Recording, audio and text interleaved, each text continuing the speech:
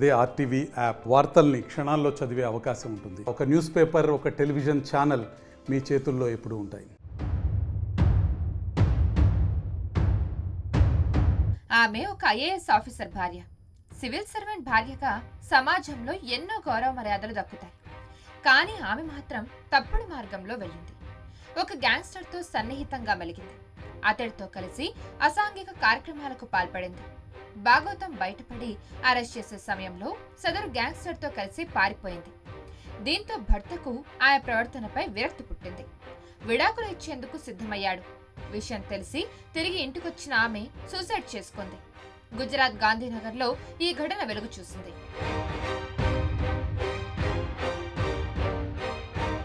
గుజరాత్ కేడర్కు చెందిన IAS officer Ranjith Kumar రాష్ట్ర electricity regularity commission లో సెక్రటరీగా వర్క్ చేస్తున్నారు. ఆయన భార్య సూర్యజయ్కి కొన్నాళ్ల కిందట తమిళనాడుకు చెందిన ఒక గ్యాంగ్స్టర్ పరిచయం అయ్యాడు. వారి మధ్య సాన్నిహిత్యం పెరిగింది. ఇద్దరూ కలిసి కొన్ని నేరాలకు పాల్పడ్డారు. 9 నెలల క్రితం ఆ గ్యాంగ్స్టర్ తో కలిసి ఆమె ఇల్లు వదిలి వెళ్లిపోయింది. వీరిద్దరూ కలిసి జూలై 11న తమిళనాడులోని ఒక బాలుడిని కిడ్నాప్ చేసేందుకు యత్నించగా అక్కడ పోలీసులు అలర్ట్ అయి ఆ బాలుడిని సేవ్ చేశారు.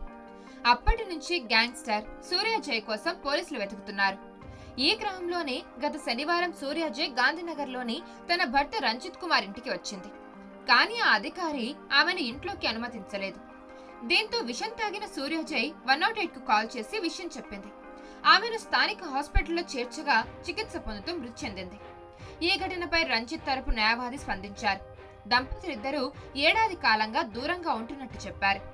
రంజిత్ విడాకుల కోసం అప్లై చేశారని, గత శనివారం భార్య ఇంటికి రాగా ఆమెను లోపలికి అనుమతించొద్దని పని వాళ్లకు చెప్పినట్టు తెలిపారు. రంజిత్ తిరిగొచ్చేసరికి ఆమె ఆత్మహత్యకు పాల్పడిందని తెలిపారు.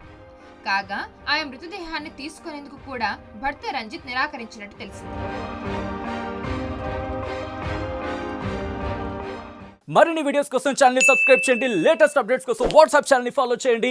అండ్ లింక్ డిస్క్రిప్షన్ లో ఉంది.